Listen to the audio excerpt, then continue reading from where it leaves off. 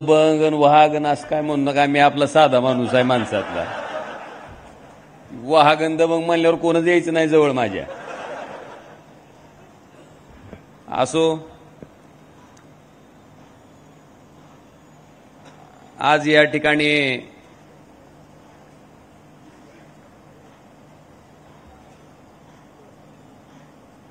या मतदारसंघातील विविध विकास कामाचं लोकार्पण आणि शालेय मुलांना सायकलीच्या वाटपाच्या निमित्तानं जो कार्यक्रम या ठिकाणी आयोजित केला, या कार्यक्रमाला उपस्थित असलेले लोकसभेतील माझे सहकारी, आणि ती उगा म्हणते मला कळत नाही, पण ती खरं आम्ही ज्या शाळेत शिक्षक आहोत त्या शाळेची ती हेडमास्तर आहेत. आणि पूर्ण देशात ज्यांच्या नावाची जायंट किलर म्हणतात.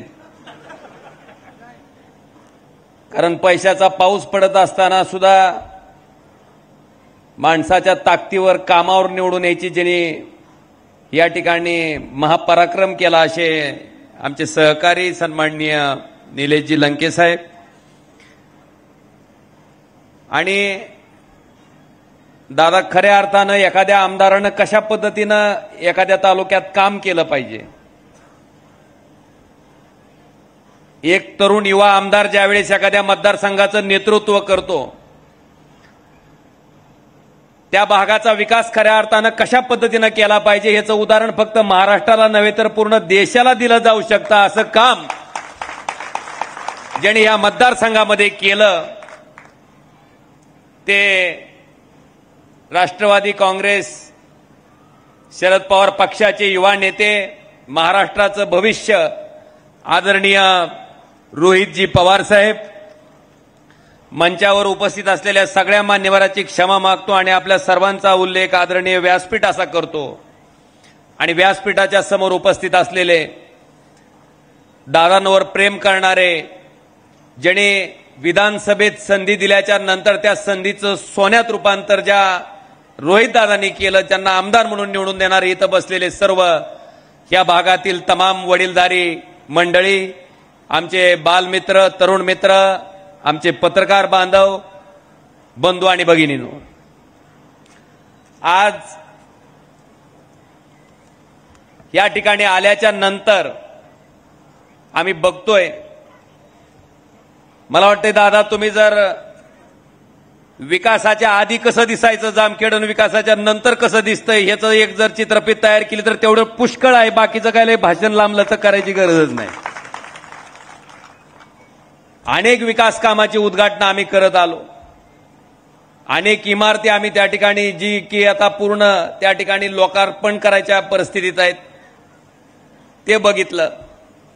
आणि हे बघत असताना इथले स्मशानभूमीचं सुद्धा मला वाटतंय पंचक्रोशीत तिथं आजूबाजूला अशा पद्धतीचं स्मशानभूमी कुठंच नसल.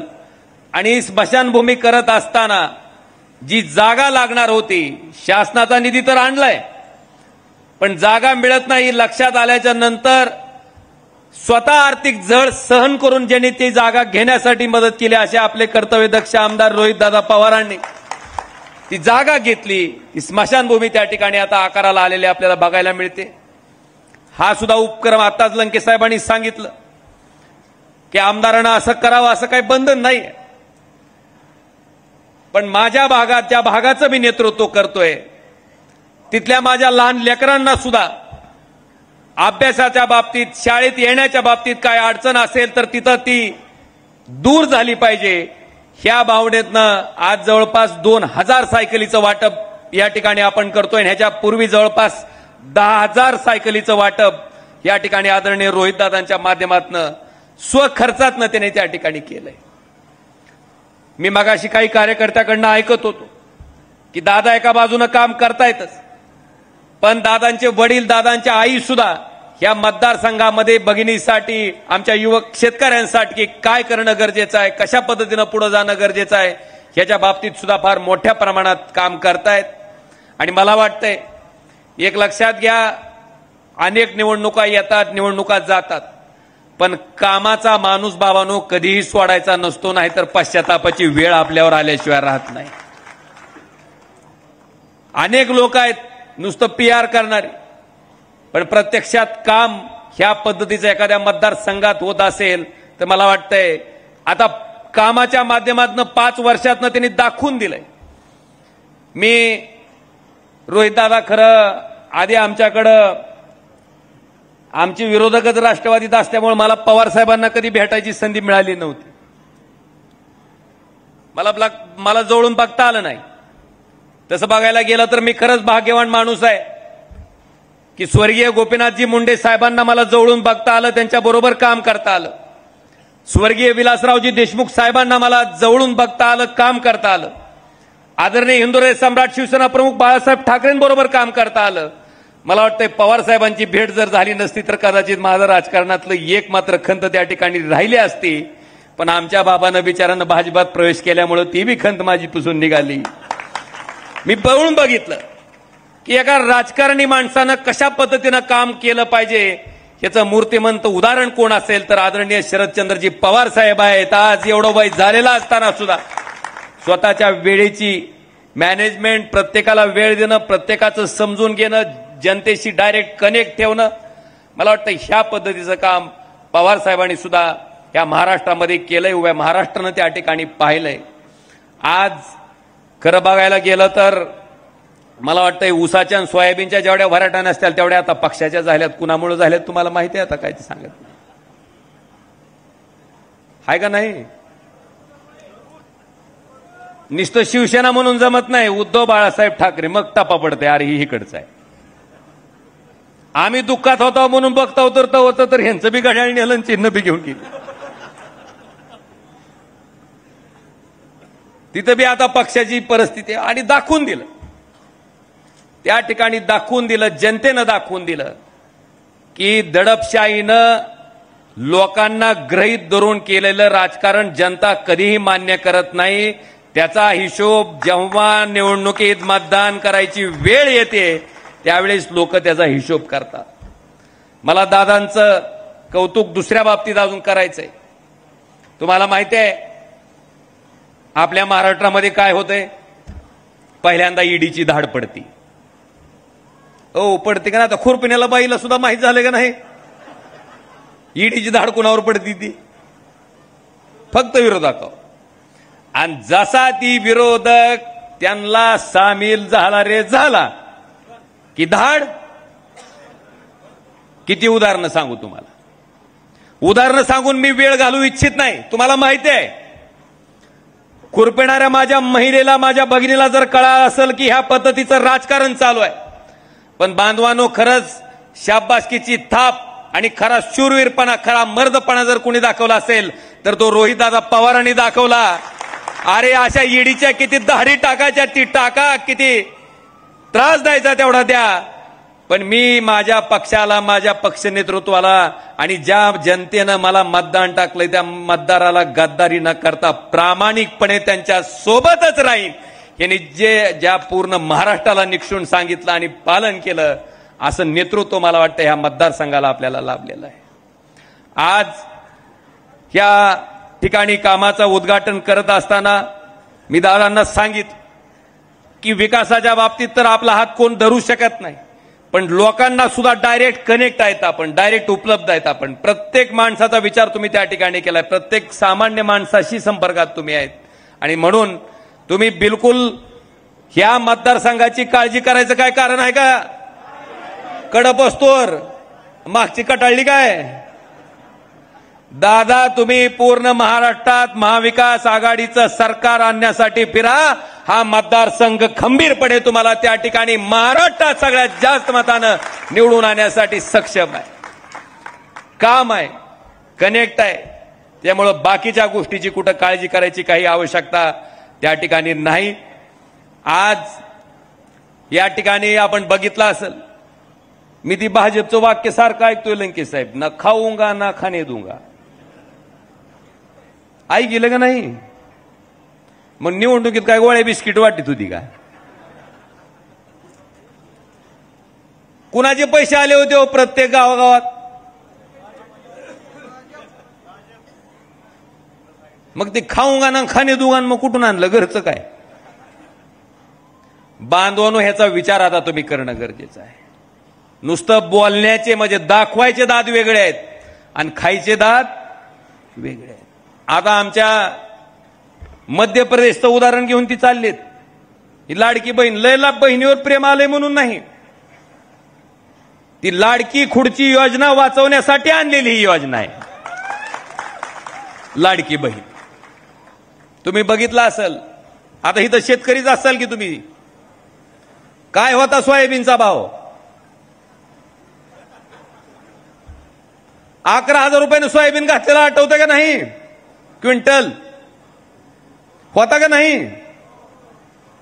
आता किती झालाय? 11,000 रुपयाचं क्विंटल 4,000 आपण घालायला लागला. म्हणजे क्विंटलला कितीचं नुकसान आहे? 6,000. 6 का 7? 7,000 रुपये एका क्विंटलला. एकरात किती निघतंय सोयाबीन तुमच्याकडे? 10 क्विंटल. तरी 10 क्विंटलचं 7,000 रुपयानं जर नुकसान झालं तर किती रुपयाचं नुकसान झालं एकरात? 2 एकर असेल तर, 3 एकर असेल तर, अरे लाख लाख 2-2 लाख रुपये तुमचे बुडवले तर 1,500 रुपये घेऊन तुमचं मत घ्यायला आले. द्याचाल का? द्याचाल का? कांदा असते का नाही इथं? काय अवस्था केली आहे सरकारनं? आता तुमचं अनुदान आता अनुदानाचं असतील बघा. सगळी शेतकरी ती निकी ह्याला जायती, आधार ह्याला जोडा, ती फोन त्याला जोडा, आणि ती जोडून झाल्यावर सगळं जोडून झाल्यावर आता प्रतीक्षा करा. ई पीक पाणीचं आहे का नाही खेळ तुमच्याकडे? ज्यानं केली आहे त्याचंच नाव नाही. ते लागलं हिंडायला, इकडून हिंड तिकडून हिंड. आणि गमत कसं, पैसे सरकारचे आणि त्याचा अर्ज त्याच्यावर फोटो आहे. आता फोटो कुणाचे आहे तुम्हाला माहिती आहे? त्यांच्या फोटोसाठी आपण 10 रुपये खर्चून आणायचं भरा फॉर्म. अरे आम्हाला आधी अनुदान दिलेलंच आहे की तुम्ही तेव्हा काय फोटो बघून फॉर्म भरून दिलं का तुम्हाला? बांधवानो, ह्या पद्धतीचं सरकार आहे. मी तर काल सांगितलं, ज्या पद्धतीनं शेतकऱ्याला मदत करत असताना अटी आणि निकष लावता, आता शेतकऱ्याची जबाबदारी आहे की अटी आणि निकष लावूनच ह्यांना मतदान करायचं, ह्यांना दाखवायचं कसं काय असतंय ती. दाखवणार का नाही? काही काळजी करायचं कारण नाही. बांधवानो, ह्या ठिकाणी मला आपल्या सगळ्याला सांगायचं की प्रधानमंत्री फसल विमा योजनेच्या बाबतीत सुद्धा तुम्हाला वाटतंय रुपया भरले की निघाली? वाटतंय का नाही शेतकऱ्याला? पण बाकीचे 17,999 एका हेक्टरला आपण 1 रुपया भरतो. बाकीचे 17,999 कोण भरते? केंद्र सरकार आणि राज्य सरकार. आता केंद्र सरकार आणि राज्य सरकारचे पैसे म्हणजे कुणाचे? कुणाचे? सकाळी उठला, आंघोळ करायचं म्हणलं, साबण आणला, आंघोळ झाली, तेल लावायचं म्हणलं, अंडरपॅन्ट चेटी घालायचं म्हणलं तरी हाय का नाही? माणूस वारल्याच्या नंतर वर पोहोचवायच्या सामानावर सुद्धा जीएसटी, म्हणजे मेल्यावर सुद्धा सुट्टी. मग पैसे कुणाचे आहेत? तुमचे सर्वसामान्य लोकांचे टॅक्सच्या रूपात गोळा झालेला पैसा. बांधवांनो, 17,999 रुपये एका हेक्टरला कंपनीच्या मड्यावर घालते विमा कंपन्या. आणि कंपन्या कोणत्या? रिलायन्स, भारती एक्सा, एचडीएफसी आर्गो, सगळ्या प्रायव्हेट सेक्टर मधल्या कंपन्या. 18,000 रुपये एका हेक्टरला कंपनीला द्यायचं आणि पुन्हा त्याच्याकडे मागत बसते, दे रे दे दे दे दे दे. ते आपल्याला काहीतरी 1,000 दी, 2,000 दी. म्हणून दादा, मी सुद्धा लोकसभेत मागणी केली की या योजनेच्या माध्यमातून कोट्यावधी रुपयाचा नफा विमा कंपन्याला जातोय, ही योजना तुम्ही बंद करा. आणि जे 18,000 रुपये तुम्ही कंपनीच्या मड्यावर घालता, ते 18,000 डायरेक्ट कुणाच्या खात्यावर टाका? पण मला वाटतंय अशा पद्धतीची योजना करायला फक्त एकच गबरू लागतंय, आदरणीय शरदचंद्रजी पवार साहेबांसारखं नेतृत्व त्या ठिकाणी आवश्यक. फक्त दादा 72,000 कोटी रुपयामध्ये देशातल्या शेतकऱ्याचं कर्ज त्या ठिकाणी पवार साहेबांनी कृषी मंत्री असताना माफ केलं होतं. आज तुम्हाला माहिती आहे कुणाचं माफ केलंय? 16 लाख कोटीचं. 22 वेळेस आपल्या शेतकऱ्याचं कर्ज माफ झालं असतं एवढ्या रकमेत. किती वेळेस? एकदा तरी केलं का? मला वाटतं ह्याचा विचार आता सर्वसामान्य शेतकरी बांधवांनी करणं अपेक्षित आहे, गरजेचं आहे. बांधवांनो, बरेचसे विषय आहेत, बऱ्याचशा गोष्टी आहेत. मला वाटतं इथं दादांबद्दल मी फारसं काही सांगावं, तुम्हाला वेगळं काही सांगावं अशी काही आवश्यकता नाहीये. शेवटी माणसाचं कामच बोलत असतंय आणि येणाऱ्या विधानसभेला ते काम निश्चितपणे ठणकावून त्या ठिकाणी बोलल, मोठा आवाज करल, एवढं मात्र आपल्या सगळ्याचा उत्साह बघून मी या ठिकाणी आवर्जून सांगतो. आज लंके साहेब, आता तुम्ही आमदार होता, मी बी आमदार होतो, एक नाही तर 2 तालुका. आता खासदार झाला, आता तालुका किती? तुमच्याकडे 6 आहेत, माझ्याकडे 11 आहेत. एक जण पॅन्टीला ओढूस तर दुसरं शर्टाला ओढतंय. आता सगळ्याचं समाधान करणं फार मोठी गोष्ट आहे. मलाही वाटतंय सगळीकडे गेलं पाहिजे, सगळ्यांना भेटलं पाहिजे, बोललं पाहिजे, पण मर्यादा आहेत. आणि म्हणून लंके साहेब तुम्हाला म्हणलं आणि तुम्हाला सांगतो, खासदारानं जर सर्वसामान्य लोकांशी संपर्क ठेवला तर कुणी जरी आलं तरी त्याचा पराभव करू शकत नाही. माझ्या बाबतीत सुद्धा माझे कोट्यवधी रुपये देत होते, मताला 1000 घे, 2000 घे, मला हिनवायचे. ही काय खासदाराचं काम आहे का? लोकांना दाखविलं काय काम आहे ती खासदाराचं. सामान्य लोकांच्या अडचणीला, सामान्य लोकांच्या व्यथेला आपण जेव्हा अडचणीत असलेल्या माणसाच्या हाकेला ओ दिला तर सामान्य जनता कधीही ते विसरत नाही, कायमस्वरूपी लक्षात ठेवते. मला वाटतं याचं मूर्तिमंत उदाहरण कुठं असेल तर ही ओमराजे तुम्हाला इथं दिसतंय. आणि म्हणून दादा तशाच पद्धतीचं काम आपण ह्या मतदारसंघामध्ये सुद्धा केलंय. निश्चितपणे इथली जनता आपल्याला अपेक्षित असला कौल दिल्याशिवाय राहणार नाही. आज ही सगळं बघून आम्हाला सुद्धा बऱ्याचशा कल्पना सुचल्यात दादा. आता तर तुमच्या सगळं मी आता भेटणार आहे सगळ्यांना की आमच्याकडे सुद्धा काय काय करता येतं ती. आता बचत गटाच्या महिलाच्या बाबतीत त्यांनी सांगितलं की नुसतं बचत गट योजना शासनाची नाही राबवली तर त्यांना प्रोत्साहन दिलं, त्यांना मशनी दिल्या की तुम्ही काय तयार करायचं आणि तयार झालेला माल विकण्यासाठी मार्केट सुद्धा उपलब्ध करून द्यायची जबाबदारी मला वाटतं इथं दादांनी त्या ठिकाणी स्वीकारलेली आहे. इतक्या चांगल्या पद्धतीचं काम आहे. निश्चितपणे दादा आपला सुद्धा आमच्याकडे जिथं जिथं कुठं लागल तिथं निश्चितपणे हक्कानं आम्ही तुमच्याकडे आता आमचा बोजा पडलाय तुमच्यावर आणि आपणही तितक्या ताकदीनं मदत कराल ही आशा या कार्यक्रमाच्या निमित्तानं बाळगतो. आणि अतिशय दैदिप्यमान अशा पद्धतीचं म्हणजे तुम्हाला फरक दिसतंय का नाही? हो कडपस्तोर जाणवतोय का नाही? मग पहिलं तसंच दणकं खात जायचंय का कसं? चांगल्याला चांगलं म्हणलं पाहिजे का नाही? जी चांगलं काम करतंय त्याच्या पाठीवर शाबासकी मारली पाहिजे का नाही? आणि लोकशाहीमध्ये सगळ्यात मोठी शाबासकी जर कुठली असती तर सार्वत्रिक निवडणुकीत पडणारी मतं त्या लोकप्रतिनिधीचा उत्साह वाढवत असतात. बांधवांनो, आता ह्यांचं 5 वर्षाचं काम संपलंय, आता जबाबदारी तुमची आहे, तेवढी तुम्ही ताकदीनं पार पाडा एवढीच अपेक्षा आपल्या सगळ्याकडनं व्यक्त करतो. आणि या कार्यक्रमाला येता आलं, तुमच्या सर्वांबरोबर संवाद साधता आला, त्याच्याबद्दल संयोजकाचे आभार मानून मी आपल्या सगळ्यांची रजा घेतो. धन्यवाद. जय हिंद, जय महाराष्ट्र. सर्वांनी जागेवरती थांबा. सायकल वितरण होईल तत्पूर्वी मान्यवरांचे सन्मान केले जातात. सर्वांना विनंती आहे, आपण सन्मान घेत आहोत. सर्वांनी खाली बसा.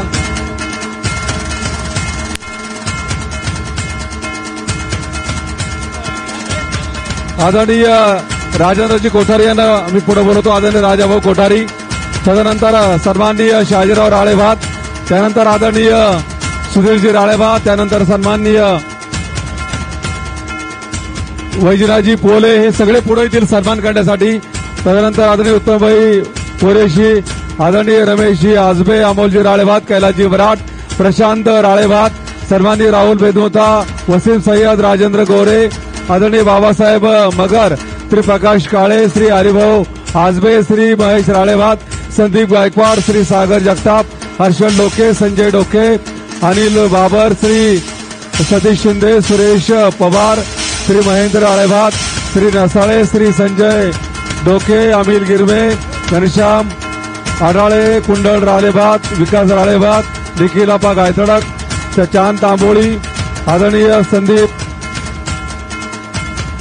आदरणीय रघुआबा काळदाते, आदरणीय अमोलजी लोहकरे, हरिभाऊ बेलेकर, देवदास महाडिक. अर्धवटूळ करा, गर्दी करू नका. आणि आदरणीय सायकल वाटप लगेच इथे होईल. माझ्याकडे यादी आलेली आहे, कुणी जागचे हलू नका. माझ्याकडे यादी आहे, इथेच सायकल वाटप होईल, कुणी जाऊ नका. आदरणीय ओमराजेंचा सन्मान केला जातोय. अर्धवर्तुळ करा.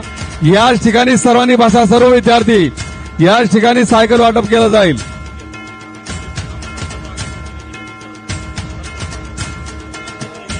आदरणीय खासदार निलेशजी लंके यानंतर सन्मान केला जाईल.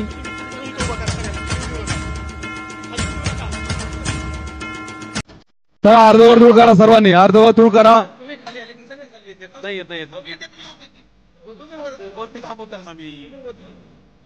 आदरणीय अर्धवर्तुळ करा. सगळे वरती थांबतील.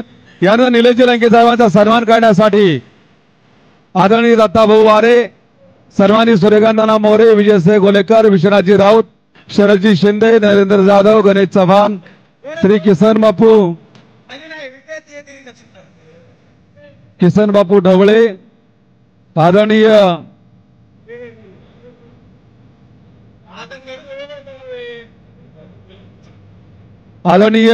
हनुमंत पाटील, आदरणीय श्रीकांत लोखंडे, रामहरी गोपाळगरे, श्री राजेंद्र पवार, श्री दीपक पाटील, श्री कांतीलाल वाळुंजकर, अरुण गाळेकर, अशोक गीते, अमर वायकर, चंद्रकांत गोलेकर, नितीनजी ससाने,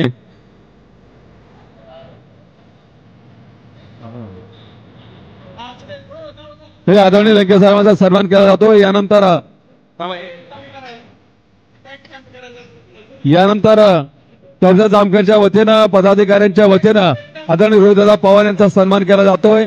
आदरणीय संजयजी वराट, युवराज उगले, भवनजी देवकाते, भगवान गीते, रावसाहेब जाधव, शंकर गदादे, दादासाहेब ढवळे, अशोक पठाळे, अनिल भिसे, भीमा मोहोळकर सन्मान करण्यासाठी पुढे यावं. आणि अमरधाम, चला सर्वांनी खाली इकडे उभे राहा, बाजूला सरका. यानंतर विशेष सन्मान केला जातोय. अमरधाम वैकुंठ भूमी करता ज्यांनी विशेष सहकार्य केलं, त्या जागेसाठी ज्यांनी सहकार्य केलेलं आहे, दिलीपजी गुगळे आणि संतोष फिरोदिया, आणि यासाठी आज आमदार रोहितदादा पवार यांनी सहकार्य केलेलं आहे. या तिन्ही मान्यवरांचा सन्मान ओमराजे निंबाळकर खासदार आणि आदरणीय निलेश लंके साहेब विनंती आहे करावेत. आदरणीय दिलीप शेठ गुगळे, संतोषजी फिरोदिया जागा घेण्यासाठी आदरणीय रोहितदादा पवार आपण सहकार्य केलेलं आहे. इथे दादा इथेच थांबा. खाली पदाधिकारी येऊ नका, खाली येऊ नका अजिबात. इथे थांबा. दादा मध्यभागी या. दादा मध्यभागी या. आदरणीय दादा मध्यभागी या. यानंतर प्रीतम काळे यांनी स्व कळसामधून विद्याना नदी आणि शंकर मोती पाठीमागे ध्यान मंडळ बसवले. त्यासाठी आदरणीय अक्षय खेळे आणि सहकारी प्रीतम खेळे यांनी सन्मान घेण्यासाठी पुढे यावं. त्यानंतर आदरणीय सचिनजी खेत्रे डीवायएसपी पदी निवड झालेली आहे. डीवायएसपी पदी त्यांना विनंती आहे सचिन खेत्रे सन्मान घेण्यासाठी पुढे यावं. यानंतर जयराम झेंडे सेटेट परीक्षा उत्तीर्ण झालेला आहात, आपला सन्मान केला जातोय. कृपया आपण पुढे यावं.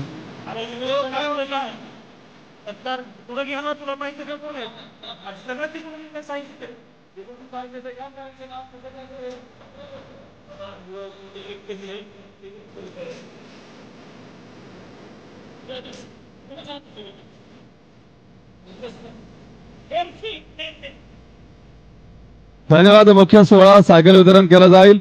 जीवन आणि सगळे पदाधिकारी इकडे रोहितदादांना विनंती आहे आपण पुढे यावं. आदरणीय दादा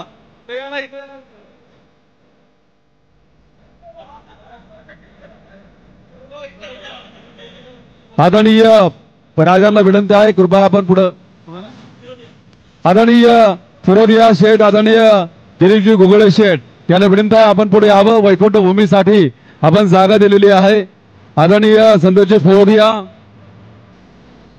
आदरणीय संतोषजी फिरोदिया, दिलीप शेठ गुगळे आणि आदरणीय रोहितदादा यांचाही सहभाग ही जागा देण्यामध्ये आहे. या तिघांचाही सन्मान करा अशी विनंती आहे.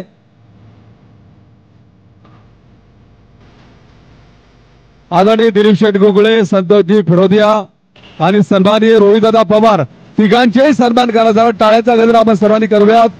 यानंतर आदरणीय प्रीतमजी काळे खर्चामधून मिंचणा नदी काठावरती शंकर मूर्तीसाठी ध्यान मंडळ बसवले पाठीमाग ते आदरणीय प्रीतम काळे, आदरणीय अक्षय खेळे सहकारी आपण पटकन स्टेजवरती यावं.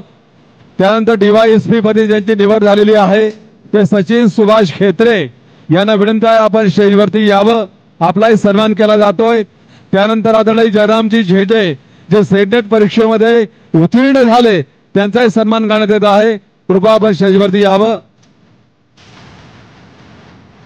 या कार्यक्रमाची नियोजित जागेची सफाई ज्यांनी केली आणि स्थानिक नागरिकांची सोय केली त्याबद्दल आमदार रोहितदादा पवार यांचा हा सर्व नागरिक सन्मान करत आहेत. ते नागरिक आहेत राजेंद्र राऊत, दिलीपजी आजबे, नवनाथजी विटकर, बाळासाहेब रासकर, अतुल पवार, हनुमंत विटकर, बाळासाहेब आरेकर, तुकाराम गुळवे, महादेव पवार, उमेश राऊत यांनी पटकन सन्मान करण्यासाठी पुढे यावं.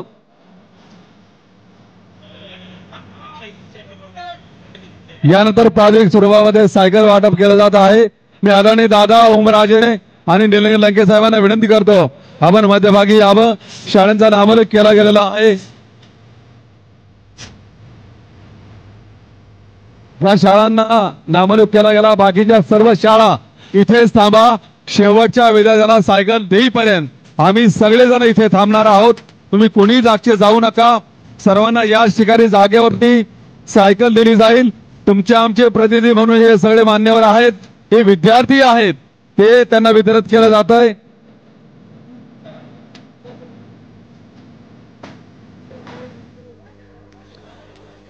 आदरणीय Kaloba high school कुसडगाव, ZP high school Godegaon, आदरणीय झेडपी स्कूल जवळका, छत्रपती शिवाजी विद्यालय जवळा, झेडपी स्कूल डोंगरगाव यांनी कृपया पुढे यावं. त्यानंतर श्री नांदना देवी विद्यालय नानद पटकन पुढे जा. ज्याचं नाव घेतलं त्यांनी पटकन पुढे जावं. पटकन पुढे जा. यानंतर श्री नंदना देवी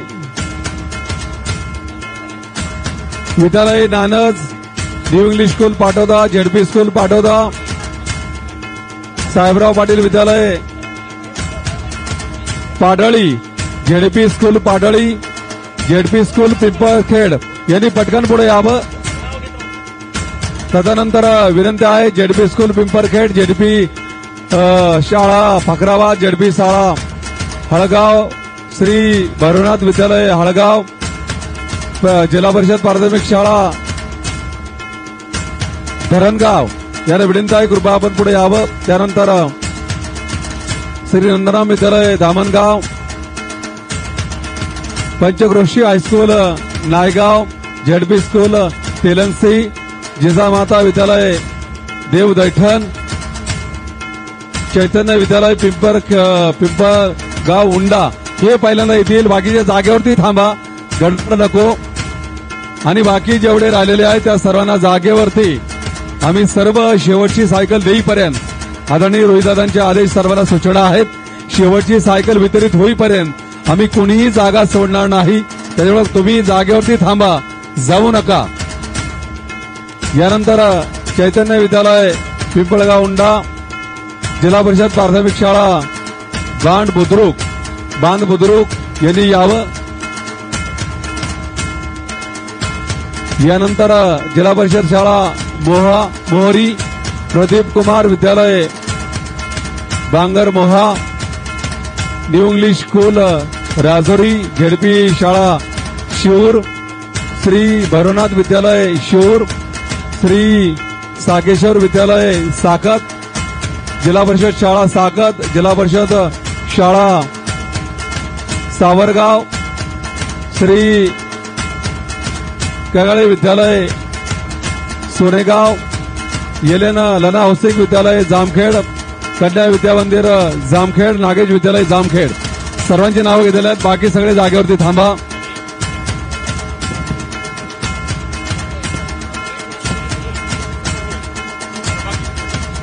जामखेड नगर परिषदच्या समोर खरडा गण आणि जामखेड नगर परिषद हद्दीमधील सायकल वितरित केल्या जाते. नरेंद्र जाधव यांना विनंती आहे आपण नंतर आभार प्रदर्शन करावं. नरेंद्रजी जाधव.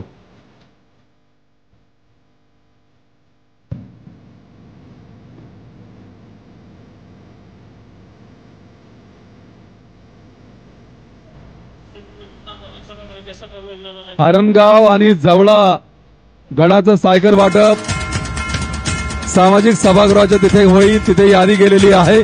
तिथे माणसं आहेत. शिक्षकांनी जावं. त्यानंतर भूमिगत गटाचं भूमिपूजन 67 कोटी रुपयाचा हा हा प्रकल्प आहे. आदरणीय खासदार ओमराजे निंबाळकर साहेब, आदरणीय खासदार निलेशजी लंके साहेब आणि कार्यसम्राट आमदार रोहित दादा पवार विनंती आहे. भूमिपूजन गटार 67 कोटी रुपयांचा हा प्रकल्प आहे. स्टेजच्या पाठीमागं कृपया आपण सर्वांनी जावं.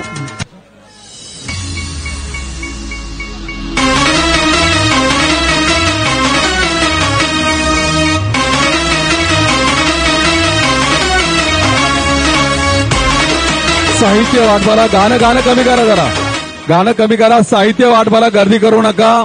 सर्वांना शेवटच्या विद्यार्थ्याला सायकल वाटप होईपर्यंत इथे कुणी आम्ही हलणार नाहीत. त्याच्यामुळे तुम्ही काळजी करू नका. विद्यार्थी जागेवरती थांबा. पालकांनी जा. एवढं सगळं ऑनलाईन फोटो शूटिंग आणि व्हिडिओ शूटिंग यांनी केलेलं आहे ते आमचे सहकारी मित्र कोमल फोटो स्टुडिओ, व्हिडिओ शूटिंग आणि इव्हेंट यांच्या माध्यमातून ही सर्व सुविधा उपलब्ध करून दिलेली आहे.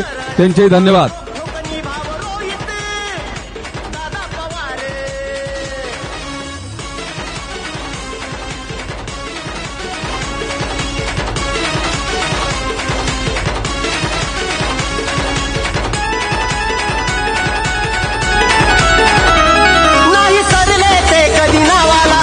श्रमदान हे कृषी कामाला असा अभिमान वाटे साऱ्याला.